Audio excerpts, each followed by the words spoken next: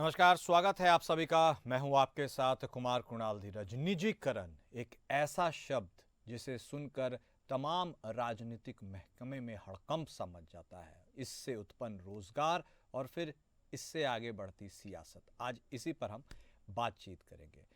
उत्तर प्रदेश के पूर्व मुख्यमंत्री और समाजवादी पार्टी के प्रमुख अखिलेश यादव ने कहा है कि बीजेपी सरकार सरकारी संस्थाओं का निजीकरण करके नौकरियां और आरक्षण खत्म करने की साजिश कर रही है। पहले केंद्र की बीजेपी सरकार ने कई सरकारी संस्थाओं को निजी हाथों में सौंपा। अब उसी रास्ते पर चलते हुए उत्तर प्रदेश की बीजेपी सरकार भी निजीकरण को बढ़ावा दे रही है। अखिलेश ने अपने दिए हुए बयान में यह कहा है कि बीजेपी सरकारें पूंजीपतियों के लिए काम करती है। उत्तर प्रदेश की बीजेपी सरकार पूर्वांचल और दक्षिणांचल विद्युत निगम को निजी हाथों में देने पर आमादा है। सरकार निजीकरण की आड़ में अरबों की संपत्तियां पूंजीपतियों को देना चाहती है। अखिलेश ने कहा कि बीजेपी सरकार संविधान और आरक्षण विरोधी है। बीजेपी पीडीए को नौकरियों और आरक्षण से दूर रखने के लिए हर दिन नए नए षड्यंत्र कर रही है। अखिलेश ने कहा कि आज कर्मचारी और आम जनता सभी बीजेपी सरकार की इस नीति के खिलाफ है, लेकिन अपने चंदे, मुनाफा और लाभ के लिए बीजेपी सब कुछ अपने करीबी पूंजीपतियों के हाथों में सौंपने को तैयार है। देश और प्रदेश की जनता बीजेपी के षड्यंत्र को जान चुकी है। 2027 के विधानसभा चुनाव में जनता बीजेपी की जन विरोधी सरकार को हटाने के लिए संकल्पित है। तो निजीकरण को लेकर के अब उत्तर प्रदेश के पूर्व मुख्यमंत्री और समाजवादी पार्टी के राष्ट्रीय अध्यक्ष अखिलेश यादव ने पलटवार किया है। यूपी में बिजली विभाग के निजीकरण की तैयारी चल रही है और ऐसे में अखिलेश यादव ने साफ तौर पर बीजेपी सरकार और उसकी मंशा पर आरोप लगाया है। उन्होंने कहा है, पहले तो केंद्र की बीजेपी सरकार इस तरह की जो कवायद है उसे करती थी, जितने भी गवर्नमेंट एस्टैब्लिशमेंट्स हैं उनका निजीकरण करती थी, लेकिन अब उसी राह पर उत्तर प्रदेश की भारतीय जनता पार्टी सरकार भी चल पड़ी है, उस राह पर निकल पड़ी है। और ये कहीं ना कहीं सिर्फ और सिर्फ आरक्षण को खत्म करने की एक साजिश है। बीजेपी सरकार निजीकरण का बढ़ावा दे रही है और इससे उन्होंने अपना सियासी कार्ड यानी पीडीए, पिछड़ा, दलित और अल्पसंख्यक का फॉर्मूला खेला है, उसको एक बार फिर से सामने लाया है। उन्होंने स्पष्ट तौर पर यह कहा है कि यदि निजीकरण होता है तो इससे पीडीए को बाहर रखा जाएगा और ऐसे में उनकी हिस्सेदारी कम हो जाएगी। यही बीजेपी की मंशा है और इससे नौकरियां खत्म करने की एक अलग साजिश बुनी जा रही है। उन्होंने यह भी कहा है कि बीजेपी सरकारें पूंजीपतियों के लिए काम करती हैं और अपने चंदे और मुनाफे के लिए वह तमाम इन चीज़ों को भी ताक पर रखने के लिए तैयार है। ऐसे में यदि पूंजीपतियों के हाथ में ये सारी सुविधाएं चली जाएंगी तो फिर आम लोगों को नौकरियां नहीं मिलेंगी और इससे आरक्षण के ऊपर भी सवालिया निशान खड़ा हो जाएगा, क्योंकि प्राइवेट सेक्टर में आरक्षण को लेकर कोई विशेष मसौदा नहीं है और ऐसे में यदि सरकारी नौकरियां होंगी ही नहीं तो फिर आरक्षण का सवाल अपने आप में बेमाने हो जाएगा। तो निजीकरण को लेकर के अब एक नई राजनीतिक लड़ाई यदि कम से कम बात करें तो उत्तर प्रदेश की, तो वहाँ तो छिड़ ही गई है, क्योंकि विद्युत विभाग के जो निजीकरण की बात सामने आ रही है उसने अपने आप में कई सवाल खड़े कर दिए हैं। सबसे पहला तो ये कि जो भी उस विभाग में कार्यरत हैं, यदि जब वह पूरा विभाग निजीकरण के हाथों में चला जाएगा, निजी हो जाएगा, तो फिर नई भर्तियां, नई नौकरियां और आरक्षण का लाभ किसी को कैसे मिल सकता है, ये अपने आप में सोचने वाली बात है। और इसी मुद्दे को आगे बढ़ाते हुए उन्होंने भारतीय जनता पार्टी पर जमकर पलटवार भी किया है और उन्होंने कहा है कि वह तमाम पिछड़े, दलित और अल्पसंख्यक को इस आरक्षण की सुविधा का लाभ नहीं देना चाहती है और इसीलिए निजीकरण को बढ़ावा दिया जा रहा है।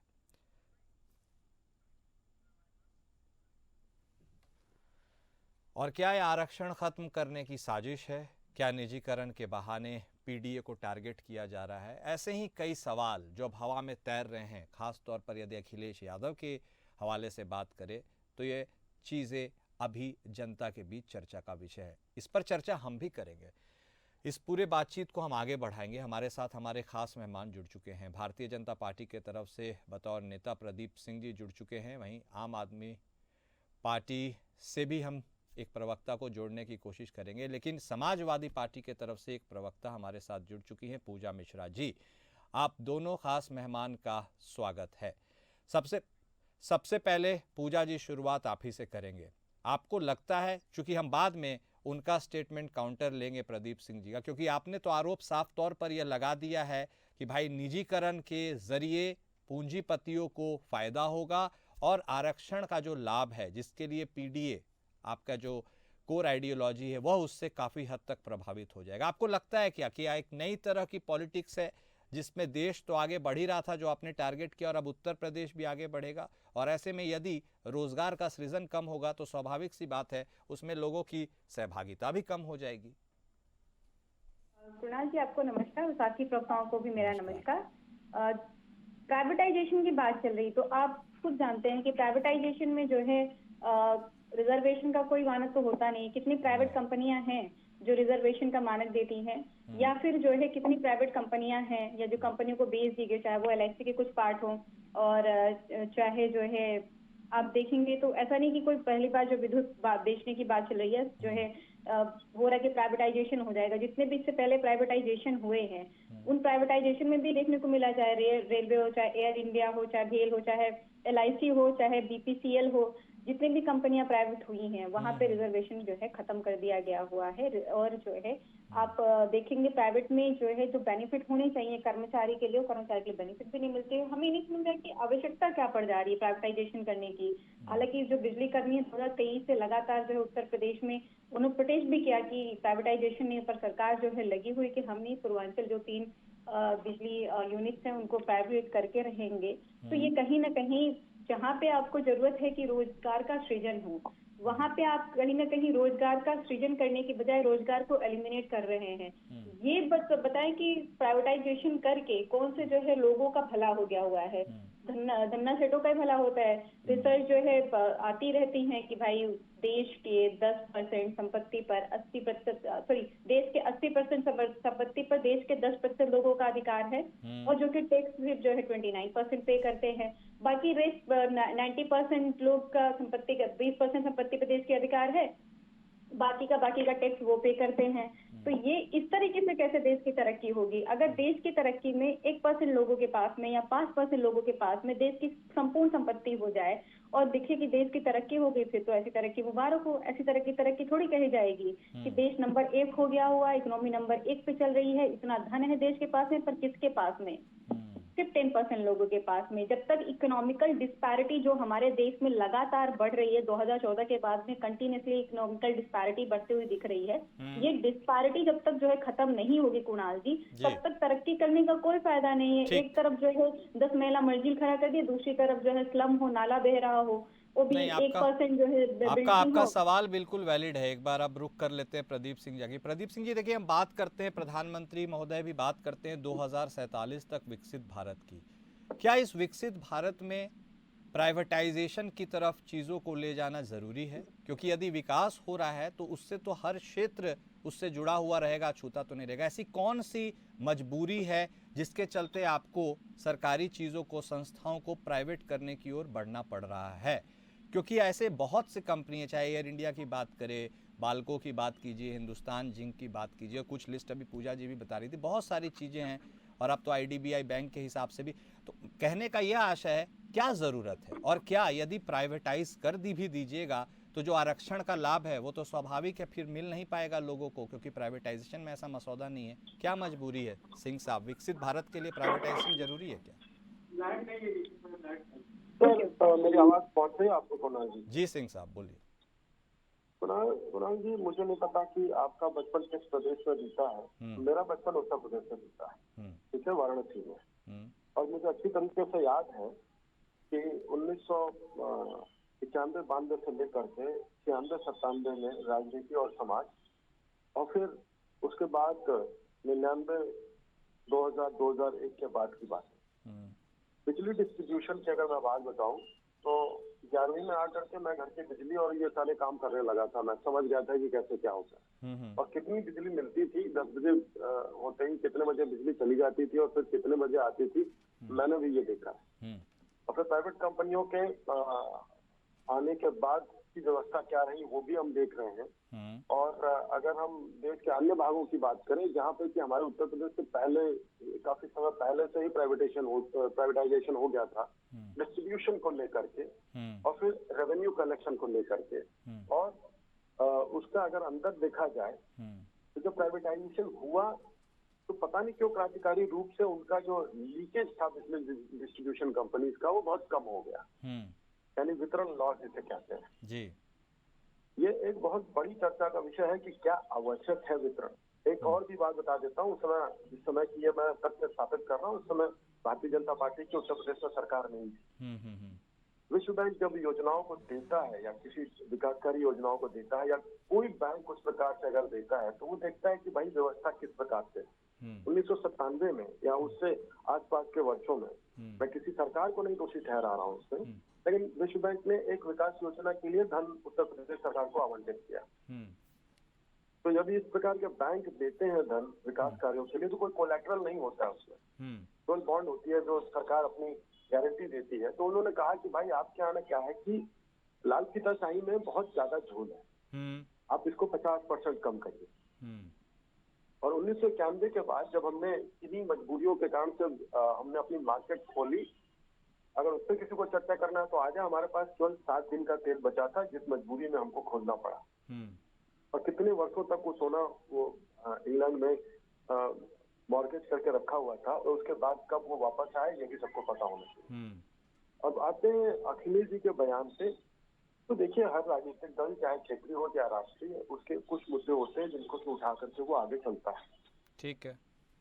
बीते चुनाव के बाद से जो गठबंधन बना था उसकी स्थिति और अपने आप को स्थापित करने की स्थिति, कोई भी राजनीतिक दल खाली चुपचाप नहीं बैठ सकता, कुछ न कुछ वो करता रहेगा, चाहे वो सरकार का विरोध करे। जैसे कि ममता जी ने विरोध किया है चुनाव आयोग का, जो कि एक सरकारी संवैधानिक संस्था है, उसका उन्होंने विरोध किया। अखिलेश जी उत्तर प्रदेश में राजनीति करते हैं तो उनको कुछ न कुछ चाहिए ही चाहिए। इतने बड़े इन्वेस्टमेंट आ रहे हैं, अगर लाल फीताशाही के चक्कर में ट्रांसफार्मर समय से नहीं लगा, उसमें इन्वेस्टमेंट आए हैं जो प्राइवेट कंपनियां यहाँ क्या आकर के रोजगार लगा रही हैं, उनको समय से बिजली नहीं मिली तो कितने दिन तक वो यहाँ सर्वाइव करेंगे।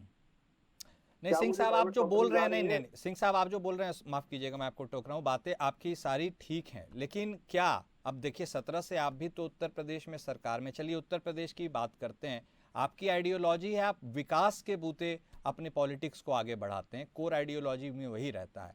तो क्या इतनी अक्षम हो गई हैं सरकारी संस्थाएं कि उन्हें इस तरह से ओवरहॉल नहीं किया जा सकता है, जिसके चलते हमें दूरगामी नुकसान झेलना पड़ सकता है? क्या एक कंसिस्टेंसी सरकार में है, क्या उसके बूते वो एस्टैब्लिशमेंट्स उस तरीके से कंसिस्टेंट नहीं हो पाए परफॉर्मेंस के लिहाज से? यदि ऐसा नहीं हुआ तो फिर ये भी तो सोचने वाली बात है ना सिंह साहब। नहीं कुणाल जी, आप निश्चित तौर पर कर देते होंगे, अगर नोएडा में रहते हैं तो बहुत सारे कर प्रत्यक्ष अप्रत्यक्ष आप देते होंगे। हाँ, स्वाभाविक सी बात है, निश्चित तौर पे उसका बहुत बड़ा भाग उत्तर प्रदेश में जाता है। मान लीजिए जीएसटी अगर आप देते हैं तो 50% स्टेट को जाता है, 50% सेंटर को जाता है। ये तो हम लोग के बिल पे लिखा हुआ आ जाता है। अब आपकी मेहनत की कमाई के पैसे से कर जा रहा है और वो कर जा रहा है सरकार के कार्यों में। सरकार के बहुत सारे कार्यों में, ऐसे भी कार्यों में जा रहा है जहाँ पे कि केवल नौकरी बचाने के लिए तनख्वाह देना मजबूरी है, कोई उधर से रिटर्न नहीं आ रहा, उत्पादकता कुछ भी नहीं। मैं किसी एक विभाग या किसी एक क्षेत्र का नाम नहीं लूंगा। तो क्या आप स्वीकार करेंगे कि आपके कर के पैसे से केवल इसलिए उस कंपनी या उस पर्टिकुलर उद्योग को पैसा दिया जाए जो कि दिमाग है, कुछ कर ही नहीं रहा है या प्रोडक्टिव नहीं है?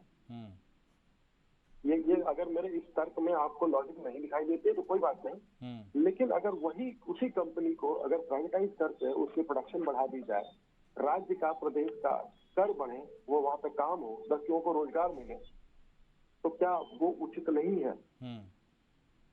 नहीं ठीक है, आप जो कह रहे हैं, देखिए एक सरकारी नौकरियों में यह भी होता है, लोग अमूमन इसलिए आना चाहते हैं क्योंकि उन्हें एक सेफ्टी उसमें मिलती है। और आप कर की बात कर रहे हैं, तमाम ऐसी चीज़ें हैं। और इसी पे विपक्ष भी सवाल आप तो पे क्या उठाता है कि आप छोटी चीज़ों में तो करने, एक हम मिनट सिंह लोग साहब, छोटी चीज़ों में आप कर देख रहे हैं, लेकिन जो बड़े उद्योगपति का ऋण माफ़ हो जाता है, जो उसके लिए आपको घेरा जाता है, एनपीए को लेकर सवाल उठाए जाते हैं, कुछ उद्योगपति देश छोड़कर भाग जाते हैं घोटाला करके, वह भी तो जनता का ही पैसा रहता है, उसके लिए भी तो लोग सर, सोचते हैं। कुणाल जी, जी। राइट ऑफ करना हाँ। और माफ करना हाँ। दो अलग अलग चीजें हैं।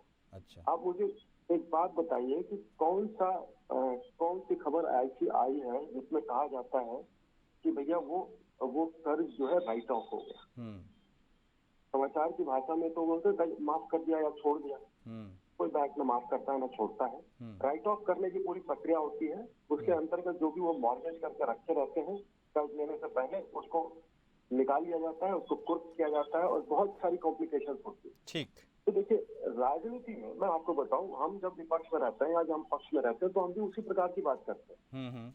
आधा अधूरा आरोप लगाना जनता के प्रति, कोई भी राजनीतिक दल, मैं बताऊं हमारे यहाँ थोड़ा कम होगा या दूसरों के यहाँ एकदम नहीं होगा, लेकिन दूसरों के यहाँ यार कम हो गई, हर जगह यही बात है कि वो आरोप लगाए जाते हैं। दिल्ली में इस बार आम आदमी पार्टी की सरकार नहीं आई, वो किस प्रकार की बातें करते थे और आप उनकी राजनीति को देखते तो किस प्रकार के सबूत बना करके वो आरोप लगा करके छोड़ देते थे। ठीक है सिंह साहब, ठीक है। तो मैं जितना समझ पा रहा हूँ, हाँ बोलिए, कंप्लीट कीजिए सर, बोलिए।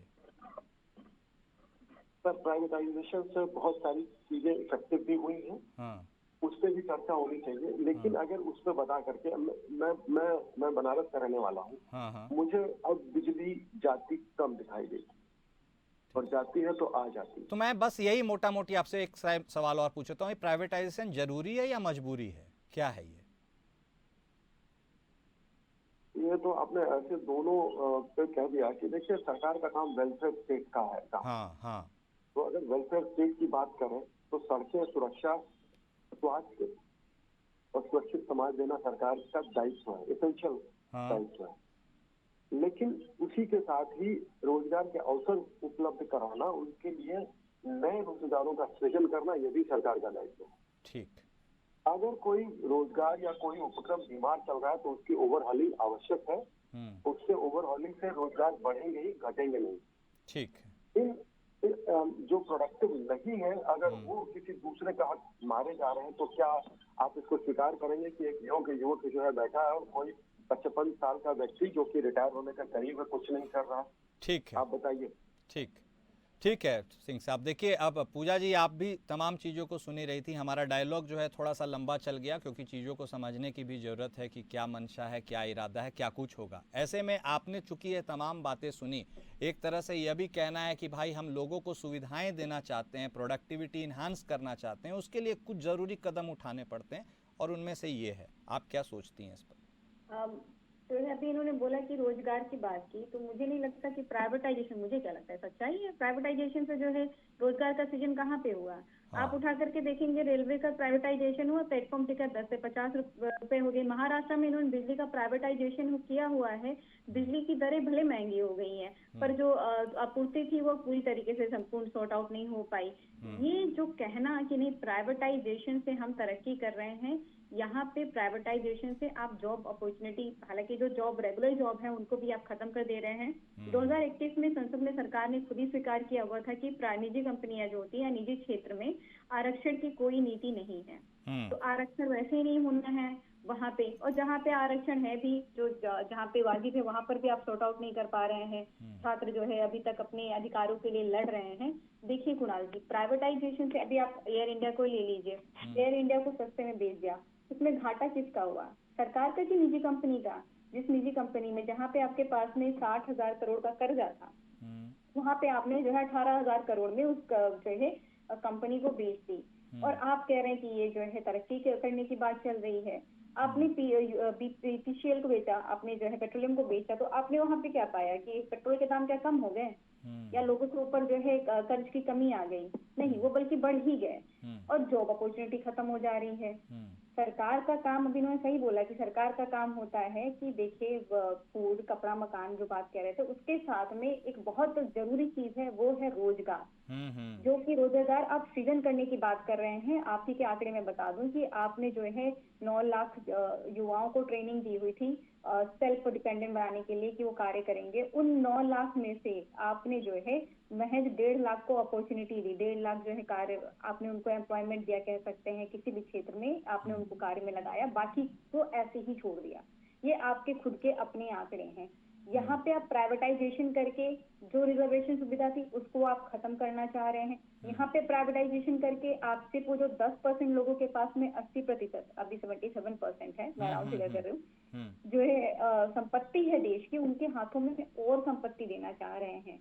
तो आप कहाँ आम इंसान की बात कर रहे हैं? आप बिल्कुल सही कह रहे हैं कुणाल जी। अगर इसी तरीके से सरकार काम करती रहेगी तो वाकई में 5% लोगों के पास में देश की 90% संपत्ति हो जाएगी। और देश, अगर आप कैलकुलेशन में देखेंगे तो होगा कि भाई इस देश के पास में इतना रुपया, पर कितने लोगों के पास में, पर आप जो है मेरे पास में करोड़ों रुपए हो जाए, बाकी 10 लोगों के पास में कुछ ही नहीं, जिसको डिवाइड किया जाए कि भाई करोड़ डिवाइडेड बाई 10, अब वहां तो पता नहीं चलने वाला है ना कि पॉपुलेशन के अकॉर्डिंग से एक ही इंसान के पास में ये चीजें हैं।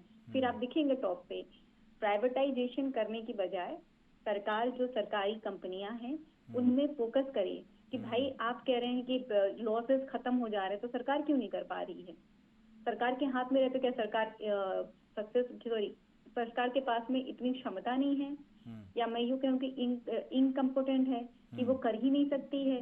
तो ये फोकस करें कि ये कमियां आ कहाँ से रही हैं, इस क्षेत्र में कार्य करना चाहिए। कि ये फोकस किया जाएगा कि नहीं अब ये घाटे में चला गया और घाटे में बेच दो, अच्छा ये घाटे में जा रहा है इसको और घाटे में भेज दो, फिर तो सारी चीजें निजी कंपनियों के हाथ में ही चली जाएंगी। फिर गवर्नमेंट का क्या मतलब रह जाएगा? जो चीज आप गवर्नमेंट का मतलब यही होता है कि जो चीजों में कमी आ रही है उसको सुचारू रूप से चलाया जाए। और अभी भी आप उठा करके देखेंगे, भी बात चल रही थी कि कर्ज कहाँ पे माफ किया, इनको पता ही होगा कि एसबीआई सबसे टॉप में आता है कर्ज माफी में, उसके बाद में पीएनबी आता है। और ये कर्ज जो है छोटे लोगों के नहीं माफ किए जाते, क्योंकि छोटे लोगों के वहां पर तो पहुंच जाते हैं, ऐसे उनसे कर्ज की वापसी की जाती है ना कुणाल जी, जैसे कि उन्होंने जो है कोई क्राइम कर दिया हो। उनको पता भी नहीं होता है कि फॉर्मल लोन का मतलब ये नहीं होता कि आपने क्राइम कर दिया, अगर आप नहीं पे कर पा रहे हो तो आप आराम से पे करोगे, नहीं, वो वहां पे उगाही होगी। यहाँ पे जब ये प्राइवेटाइजेशन की चालू हुई है ना बिजली बिल की, ये बोल रहे बार बनारस से हैं, मैं भी उत्तर प्रदेश ही हूँ, उत्तर प्रदेश से देख रही हूँ। जब ये प्राइवेटाइजेशन का चर्चा चालू हुआ तो बिजली का बिल वसूल करने के लिए कैसे आते हैं? ऐसे मान के चलिए 10-15 लोग इकट्ठे आकर के, किसी के 1000 रुपए भी बचे हुए ना। मेरे खुद कॉलोनी में जो है रोज लगभग 15 दिनों तक, मैं बोली ऐसे कौन बिजली का बिल बकाया जिनका उनका उगाही करता है भाई?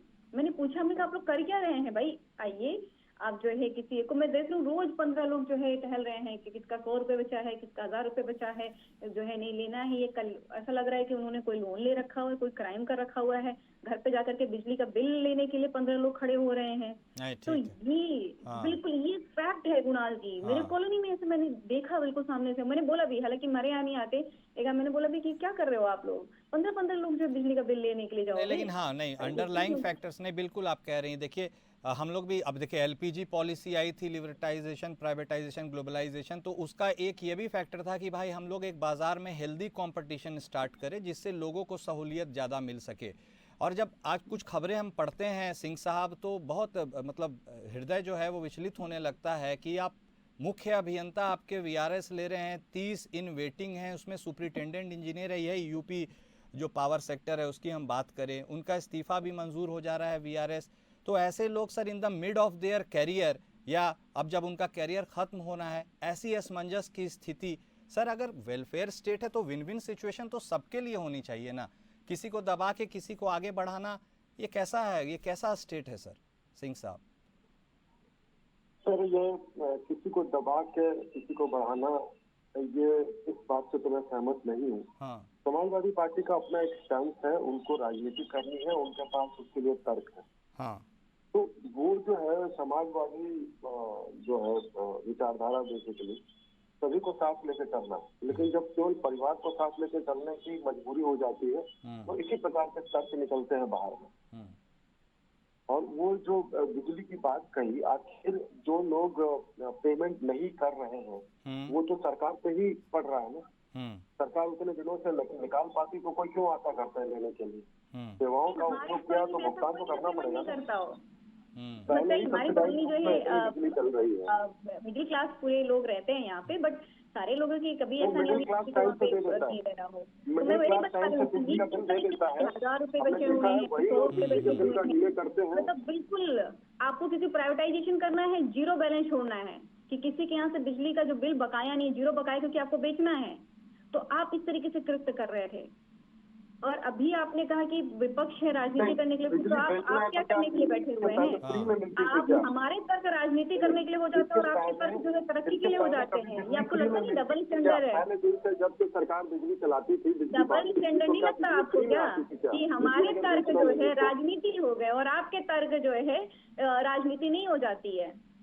और हालांकि मुझे लगता है कि सबसे ज्यादा राजनीति सरकार ही कर रही है। दिया है मैंने तो एकदम सामान्य व्यवहारिकता वाली बातें कही है कि क्या इसके पहले बिजली फ्री मिलती थी क्या उत्तर प्रदेश में? नहीं, निजी कंपनी के हाथ में तो नहीं थी, निजी कंपनी के तो हाथ में नहीं थी। जितना देश का जो है अनएम्प्लॉयमेंट रेट है उतना अनएम्प्लॉयमेंट रेट नहीं था। जो इकोनॉमिकल डिस्पैरिटी है वो उतना इकोनॉमिकल डिस्पैरिटी नहीं था। हम कह रहे हैं ना कि आप बढ़ा दीजिए, क्योंकि आप मैनेज 10 लोगों के पास में देख और बाकी के बाकी लोग जो है 90% लोग को आप ऐसे छोड़ देंगे। ये पूरे देश की तरक्की होती है। नहीं, हाँ, समाजवादी पार्टी का जो सिद्धांत है ना कि सबको साथ में लेकर के चलने का, बिल्कुल एक स्थिति तो एक स्थिति ऐसी होती है। नहीं क्यों आप कैसे दूर करेंगे इकोनॉमिक? नहीं ठीक है, आप लोग दोनों ने अपनी बात रखी। नहीं सही बात है, एक स्थिति होती है असमंजस की, एक स्थिति होती है सबको इन्वॉल्व करने की, और इसी स्थिति के बीच में फंस जाती है राजनीति। आप दोनों हमारे साथ जुड़े, आपने अपना वक्त दिया, इसके लिए बेहद शुक्रिया। लेकिन देखिए, सोचने समझने और ये जानने की ज़रूरत है कि क्या सरकारी नौकरियां खत्म करके प्राइवेटाइजेशन की राह पर बढ़ करके क्या देश का भला हो रहा है? और यदि देश का भला हो रहा है तो फिर सरकारें यदि सक्षम हैं तो फिर सरकारी इस्टेब्लिशमेंट्स अक्षम क्यों रह जाती है? सबको सोचने की ज़रूरत है। मेरे साथ फिलहाल इस खास पेशकश में इतना ही। नमस्कार।